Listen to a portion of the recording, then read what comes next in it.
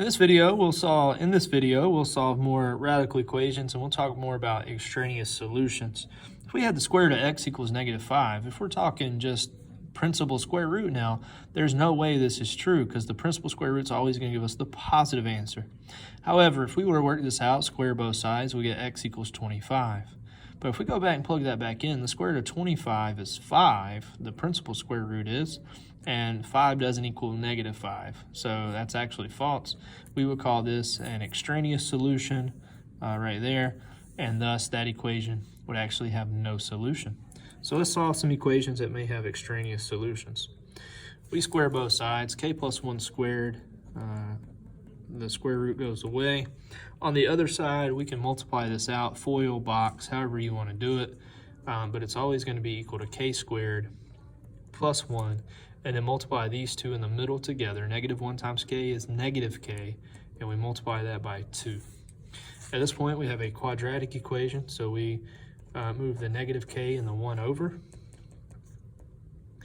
We get 0 is equal to k squared minus 3k.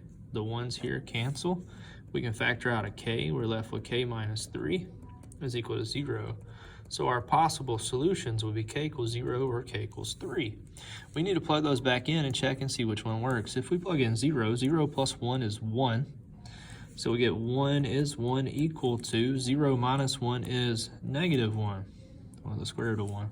The square root of 1 is 1, and 1 does not equal -1. So 0 would be an extraneous solution, not a solution at all, actually. If we plug in 3, we get the square root of 3 plus 1, which is the square root of 4. Does the square root of 4 equal 3 minus 1, which is 2? And that answer is yes. So k equals 3 is the only solution to our problem. Let's try another example. X minus 3, we're going to square both sides. And square both sides. We get x squared plus 9, -3 times x, and we're going to have two of those is -6x equals x minus 1.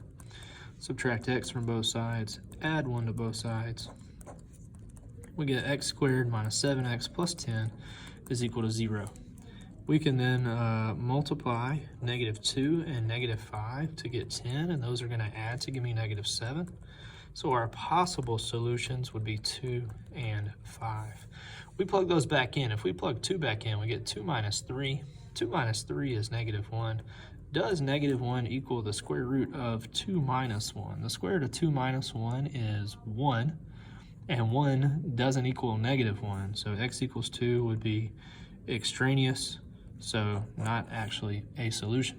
Let's try 5. 5 minus 3 is 2, so does 2 equal the square root of 5 minus 1? 5 minus 1 is 4. The square root of 4 is 2, so 2 does equal 2. That checks out. So x equals 5 is actually the only solution.